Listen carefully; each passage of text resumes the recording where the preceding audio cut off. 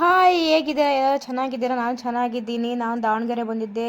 ದಾವಣಗೆರೆಯಲ್ಲಿ ಎಲ್ಲ ನೋಡ್ತಾ ಇದ್ದೆ. ಮತ್ತು ನಮ್ಮ ದಾವಣಗೆರೆ ಬಸ್ ಸ್ಟ್ಯಾಂಡ್ ಹೇಗಿದೆ ಅಂತ ನಾನೆಲ್ಲ ವೀಡಿಯೋ ಮಾಡ್ಕೊತಾ ಇದ್ದೀನಿ. ಎಲ್ಲರೂ ನಮ್ಮ ದಾವಣಗೆರೆಯಲ್ಲಿ ಚೆನ್ನೈ ಮಾಲ್ ಅಂತ ಇದೆ. ಆ ಮಾಲಲ್ಲಿ ಪೋಸ್ಟರ್ ಅಂಟಿಸ್ತಾ ಇದ್ರು ಅಣ್ಣರು. ಆಟೋದಿಂದೆಲ್ಲ ಪೋಸ್ಟರೆಲ್ಲ ಅಂಟಿಸ್ತಾ ಇರಬೇಕಾದ್ರೆ ಆಟೋದಣ್ಣ ಇಳಿದ್ಬಿಟ್ಟು ನೋಡ್ದ. ಮತ್ತು ಬೇರೆ ಆಟೋದವ್ರಿಗೆಲ್ಲ ಅಂಟಿಸ್ಬೇಕು ಅಂತ ನೋಡ್ತಾ ಇದ್ರು ಅಣ್ಣರು. ನಾನು ಸ್ವಲ್ಪ ಹಂಗೆ ಅಲ್ಲೇ ಕೂತಿದ್ನಲ್ಲ, ಹಂಗೆ ವೀಡಿಯೋ ಮಾಡ್ಕೊಳ್ಳೋಣ ಅಂತ ನೋಡ್ತಾ ಇದ್ದೆ. ಅಣ್ಣ ಬೇರೆ ಆಟೋದವರೆಲ್ಲ ಕೇಳ್ತಾಯಿದ್ರು.